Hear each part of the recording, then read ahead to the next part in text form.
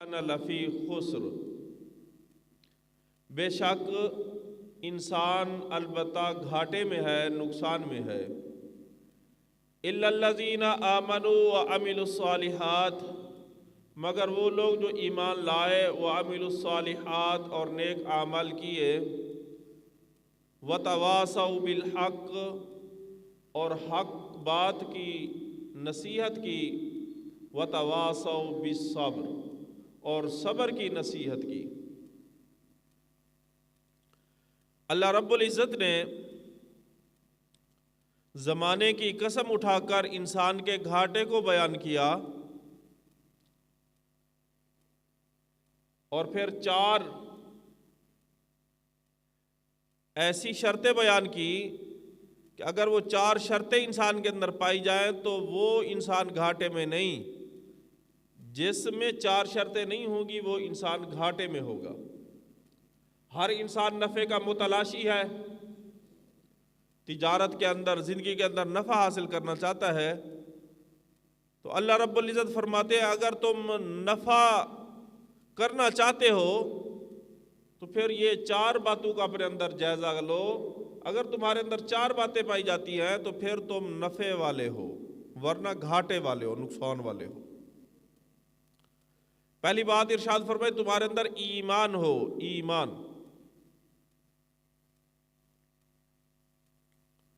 اللہ اور اللہ کے رسول پر تمہارا ایمان ہونا چاہیے۔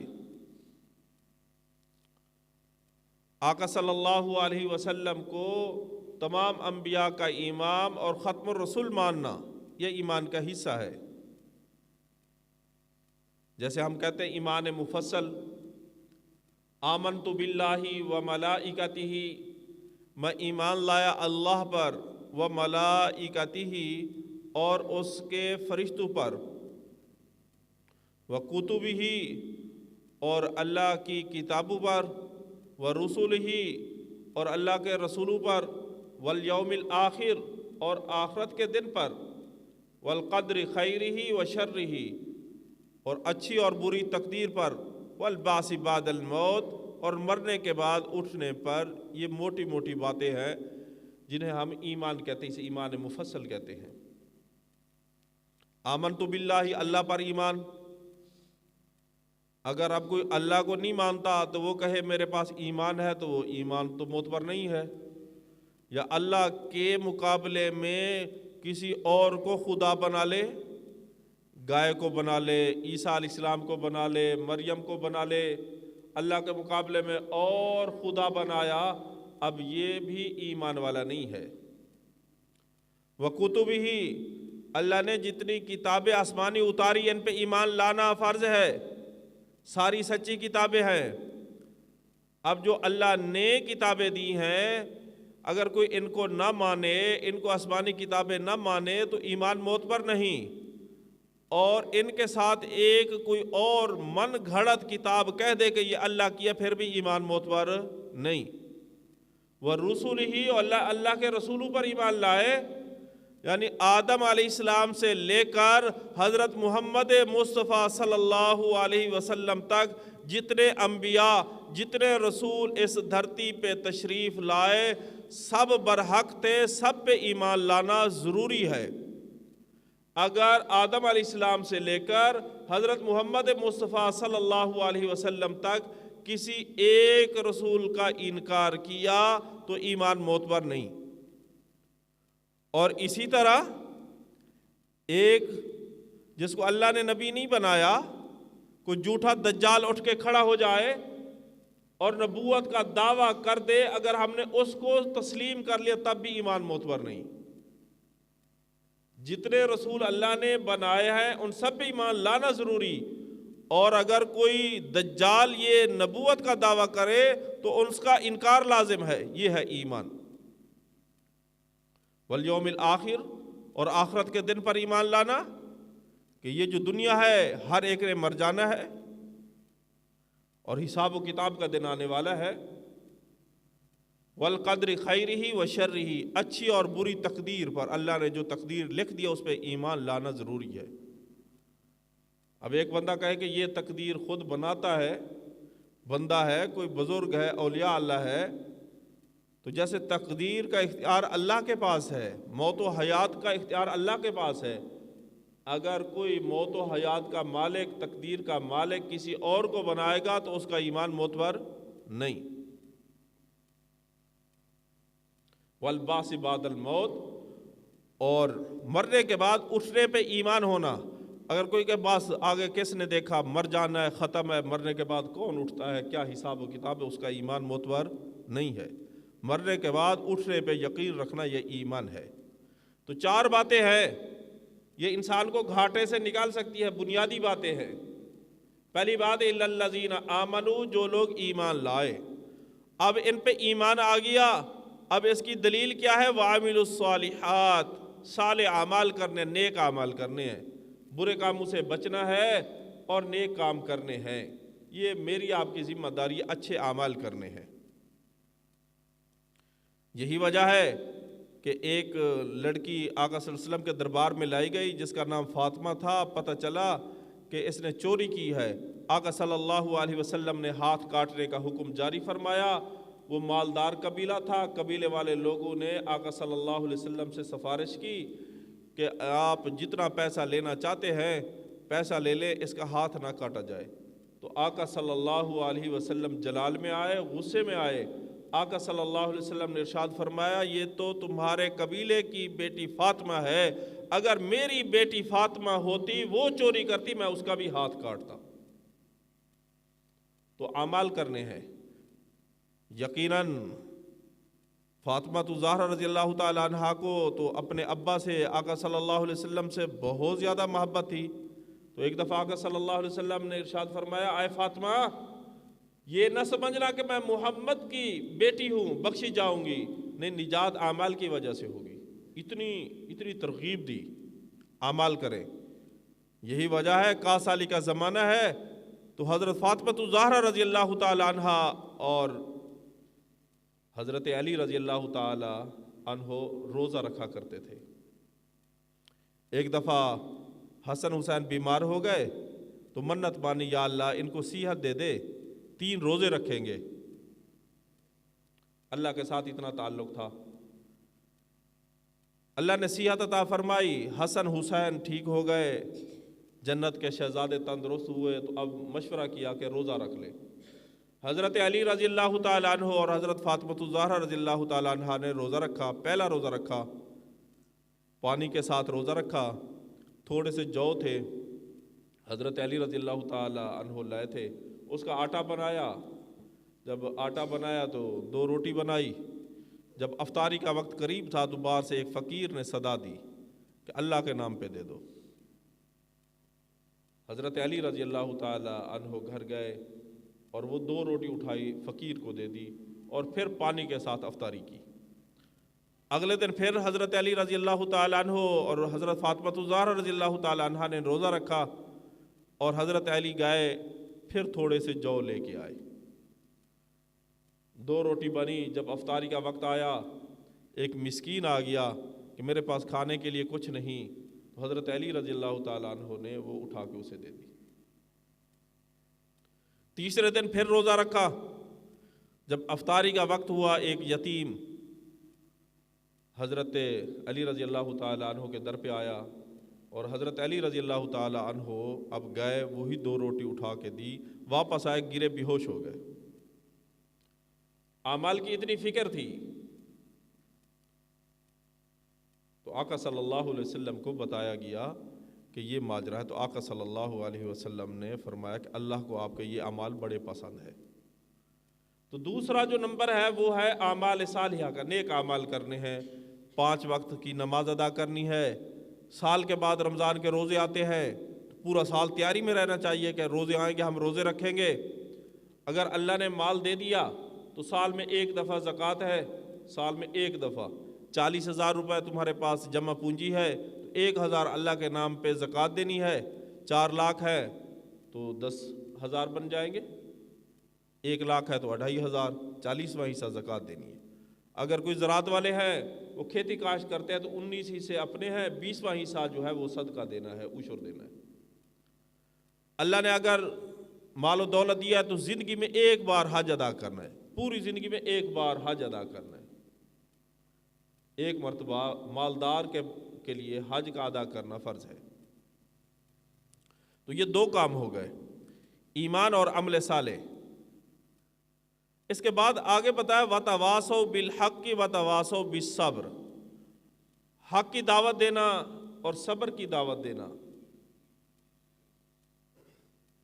اب یہ اشارہ کرتے اس بات کی طرف کہ خود تو اچھے اعمال کرنے ہیں تو یہ کافی نہیں ہے، ایمان اور عمل صالح سے بندہ خود تو اچھے اعمال کر رہا ہے۔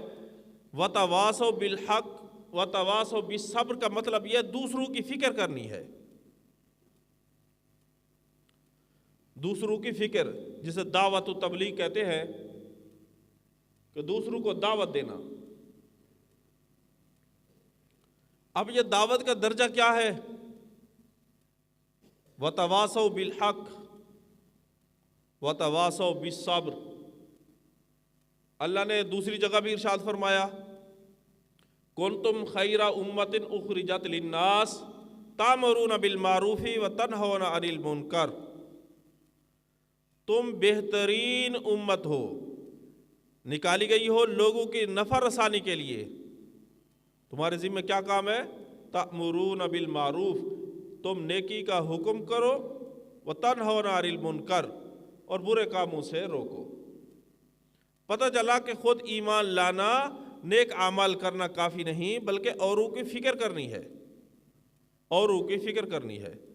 اللہ تعالیٰ نے ایک اور جگہ پہ بھی ارشاد فرمایا وَلْتَكُن مِّنْكُمْ أُمَّةٌ يَدْعُونَ إِلَى الْخَيْرِ وَيَأْمُرُونَ بِالْمَعْرُوفِ وَيَنْهَوْنَ عَنِ الْمُنْكَرِ، تم میں سے ایک جماعت، تم میں سے ایک جماعت، وَلْتَكُن مِّنْكُمْ أُمَّةٌ يَدْعُونَ، وہ دعوت دے إِلَى الْخَيْرِ، خیر نیکی کی طرف وہ دعوت دیتی رہے ایک جماعت۔ اور کیا کام ہوگا اس کا؟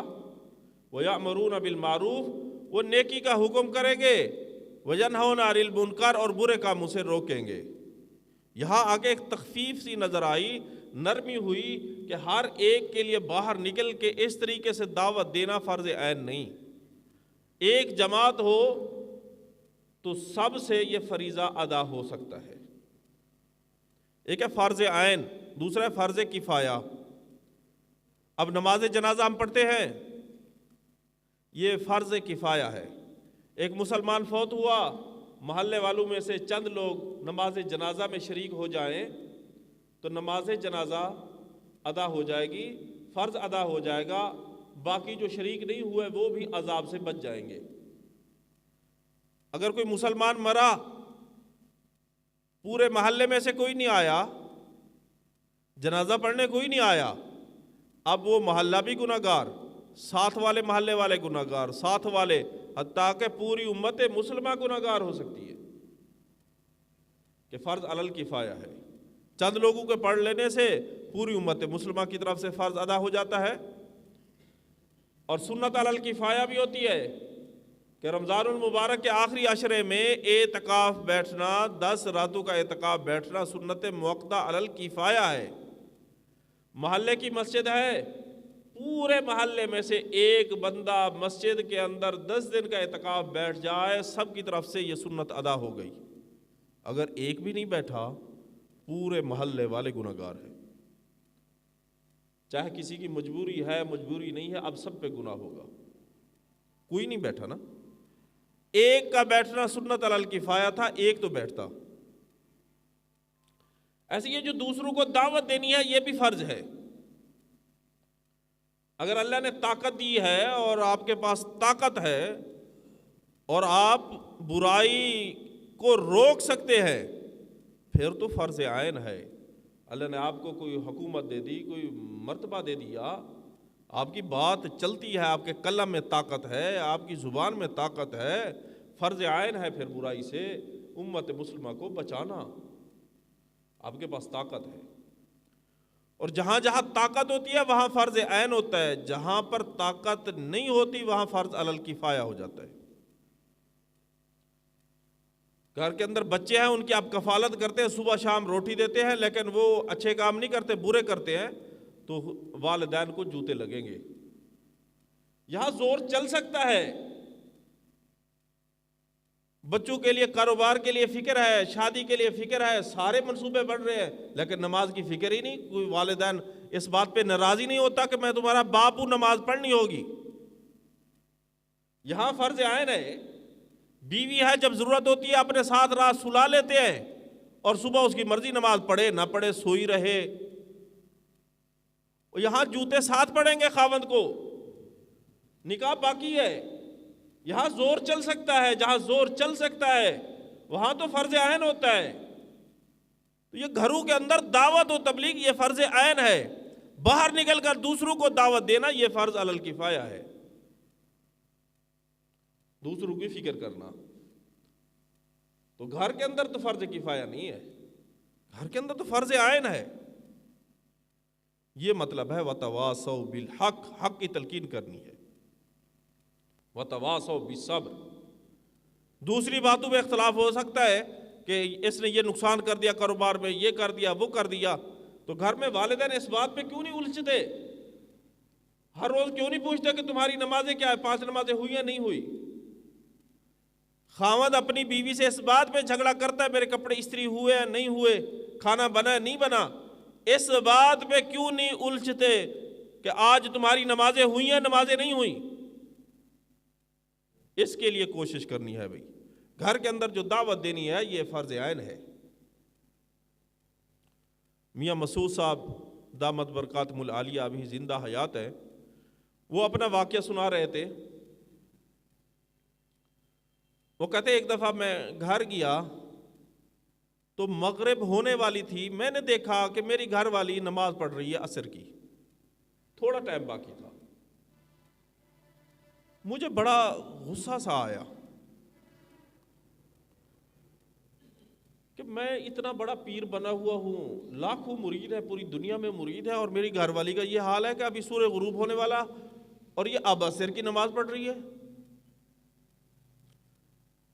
وہ کہتے ہیں میری گھر والی جیسے نماز سے فارغ ہوئی تو اب میں نے اسے بلایا. میں نے کہا تو نماز میں سستی کرتی ہے، پڑھتی ہے دیر سے پڑھتی ہے، جب تک تو توبہ نہیں کرتی، اللہ تعالیٰ سے معافی نہیں مانگتی اور آئندہ کے لیے وعدہ نہیں کرتی، اس وقت تک میں کھانا نہیں کھاؤں گا. گھر سے باہر چلے گئے، خانقاہ میں چلے گئے. اب کو حرام مچ گیا کہ میاں مسعود صاحب کھانا نہیں کھا رہے، مریدین سب بڑے پریشان، یہ کھانا نہیں کھاتے. یوں اپنے آپ کو سزا دی. تو تھوڑی دیر کے بعد انہوں نے بلایا کہ آج کے بعد نماز ہم کبھی نہیں چھوڑیں گے اور وقت سے تاخیر کے ساتھ بھی کبھی نہیں پڑھیں گے. حضرت نے پھر بھی 3 دن تک نہ کھانا کھایا نہ پانی پیا. 3 دن اس بات کا افسوس کیا. صلح بھی ہو گئی، 3 دن کے بعد کھانا پینا شروع کیا. تو آج ہم اپنے بیوی بچوں کے لیے کتنے فکر مند ہیں. 4 ٹکے کمانے کے لیے تو سارے منصوبے ہیں، اور جنت میں جانے کے لیے منصوبہ ہی نہیں بنایا. تو یہ مطلب ہے کہ کیا کرنا ہے، حق کی دعوت دینی ہے اور صبر کی تلقین کرنی ہے. یہ ایمان کی نشانیاں ہیں بھائی. اللہ تعالیٰ نے کیا ارشاد فرمایا، والعصر، قسم ہے زمانے کی، ان الانسان لفی خسر، پکی بات ہے بے شک انسان گھاٹے میں ہے. گھاٹے سے بچنے کا حل بتایا، الا الذین آمنوا وعملوا الصالحات، مگر وہ لوگ جو ایمان لائے، وعملوا الصالحات، اور نیک اعمال کیے، اور دوسروں کی کیا فکر کی، وتواصوا بالحق وتواصوا بالصبر، اور حق کی تلقین کی اور صبر کی تلقین کی. یہ اگر 4 کام ہوں گے تو انسان گھاٹے سے بچ سکتا ہے، ورنہ انتہائی خسارے کے اندر ہے. وہ 4 کام کون سے ہیں؟ نمبر 1 ایمان، اللہ پہ ایمان لانا، ٹھیک ہے. دوسرے نمبر پر اعمال صالحہ، نماز پڑھنی ہے، روزہ رکھنا ہے. اگر اللہ نے پیسہ دیا ہے تو سال کے بعد زکوٰۃ ادا کرنی ہے. اگر اللہ نے استعداد دی ہے تو زندگی میں ایک بار حج ہے. کاشتکار ہے تو عشر دینا ہے. یہ اعمال صالحہ ہیں. باقی نفلی ہیں، نوافل پڑھنا، نفلی روزے رکھنا، صدقہ خیرات، یہ نفل کے درجے ہیں. اور اس کے بعد کیا کرنا ہے، وتواصوا بالحق، حق کی تلقین کرنا، حق کی دعوت دینا. جہاں زور چل سکتا ہے وہاں دعوت دینا فرض عین ہے۔ اللہ نے آپ کو طاقت دی ہے، آپ کے قلم میں طاقت ہے، آپ کی زبان میں طاقت ہے، آرڈر میں طاقت ہے، وہاں فرض عین ہے۔ اور جہاں طاقت نہیں چل سکتی وہاں فرض علی الکفایہ ہے، ایک جماعت لوگوں کو نیکی کے کاموں کی دعوت دیتی رہے تو سب سے گناہ اترتا رہے گا۔ اور بالخصوص گھر کے اندر بیوی پہ زور چل سکتا ہے، اس کے ساتھ نکاح ہے، وہ رات کو اکٹھے سوتی ہے تو نماز کی سختی ہونی چاہیے کہ نماز ادا کر، وہ نکاح کے اندر ہے، بچے ہیں آپ کی کفالت میں ہیں، آپ ان کے لیے کھانے کا انتظام کرتے ہیں، یہاں تو فرض عین ہے ان کو برے کاموں سے روکنا، نیک کاموں کا حکم کرنا، یہ ذمہ داری ہے۔ اگر آپ کے ماتحت ملازم ہیں تو یہ شرط لگاؤ کہ ملازمت تبھی ملے گی کہ یہاں جتنے گھنٹے ڈیوٹی ہے آپ کی نمازیں نہیں چھوٹیں گی، اس کا اجر ملے گا۔ آپ کے ماتحت ہے، وہ پانی لگا سکتے ہیں، جھاڑو دے سکتے ہیں، آپ کے خادم ہیں تو نماز کیوں نہیں پڑھ سکتے؟